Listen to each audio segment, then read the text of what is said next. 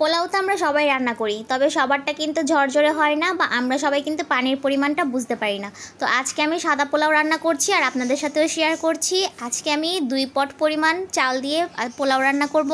তার জন্য পরিমাণ মতো তেল দিয়ে দিলাম এবং কিছুটা পেঁয়াজ কুচি দিয়ে দিলাম। এই পেঁয়াজ কুচিগুলোকে একটু সুন্দর করে ভেজে নিব, তবে একেবারে লালচে করব না। তারপরে একটু এলাচ, দারচিনি, লবঙ্গ দিয়ে দিলাম আর দিয়ে দিব 2টা তেজপাতা। তারপরে পেঁয়াজের সাথে সবগুলো জিনিস একসাথে একটু ভেজে নিব। লালচে যদি করে নিই তাহলে কিন্তু পোলাওটাও লালচে হয়ে যাবে, তাই লালচে করা যাবে না। একটু পেঁয়াজটা নরম হয়ে এলেই কিন্তু আমি এখানে পোলার চালটাকে অ্যাড করব। আর অবশ্যই পোলাও রান্না করার সময় চালটাকে একটু ভেজে তারপর রান্না করবেন, তাহলে কিন্তু পোলাও আর গলে যাবে না, নরম হবে না, একেবারে ঝরঝরে থাকবে, একটার গায়ে একটা লেগেও যাবে না। একটু সময় নিয়ে চালটাকে ভেজে নিব। তারপর এখানে আমি যতটুকু চাল নিয়েছি তার থেকে 1 পট পরিমাণ পানি একটু বাড়িয়ে নেব। যেমন আমি এখানে 2 পট চাল নিয়েছি আর এখন পানি নেব 3 পট। এই পরিমাণে পানি দিয়ে রান্না করলে কখনোই কিন্তু আপনাদের পোলাওটা নরম হবে না, গলে যাবে না, খুব সুন্দর ঝরঝরে পোলাও হবে। তারপরে পরিমাণ মতো দিয়ে দিলাম লবণ। এখন সুন্দর করে নাড়াচাড়া করে মিশিয়ে দিলাম। আর তারপরে দেখেন বলক চলে আসা পর্যন্ত অপেক্ষা করলাম। বলকটা চলে এলে কিন্তু আমি এখানে কাঁচামরিচ দিয়ে দিব।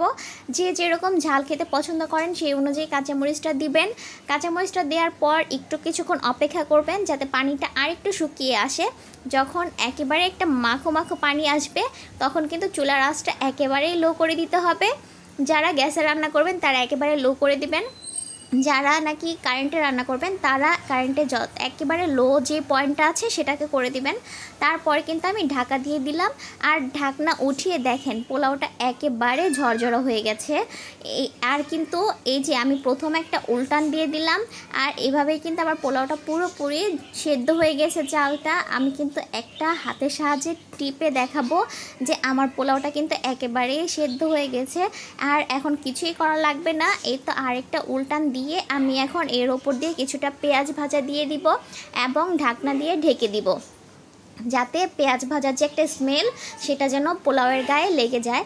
আর যারা যারা একটু দুধ ব্যবহার করতে চান দুধ ব্যবহার করবেন, যারা একটু ঘি ব্যবহার করতে চান করবেন। আজকে আমি কোনো কিছুই ব্যবহার করিনি, একেবারে শর্টকাটভাবে রান্না করেছি, কারণ এই সব জিনিস তো সবসময় আর ঘরে থাকে না, তার জন্য এই সব জিনিস ছাড়াই আজকে রান্না করলাম। আর আমি কিন্তু একটু কেওড়া জলও দিয়েছিলাম, সেটা অবশ্যই স্কিপ হয়ে গেছে। কেওড়া জলটা দিলে কিন্তু অনেক সুন্দর একটা স্মেল আসে। তারপরে এই তো ঢাকা দিয়ে দিলাম আর তারপর আমি খাবারের সময় দেখেন পরিবেশন করে দেখাচ্ছি যে আমার পোলাওটা কতটা ঝরঝরে হয়েছে। একটার গায়ে কিন্তু একটা লেগে নেই বা কোনোটার সাথে কোনোটা দলা পাকিয়ে নেই, নরমও হয়ে নেই।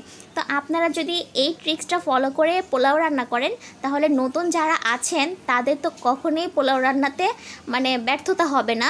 একবার রান্না করে একবারেই সফল হয়ে যাবেন ইনশাআল্লাহ। তো ভিডিওটা কেমন লাগলো অবশ্যই সবাই কমেন্ট করে জানাবেন। আর ভিডিওটা দেখে যারা না পারেন তারা একবার হলেও ট্রাই করে দেখবেন যে কেমন হয়েছে। আল্লাহ হাফেজ।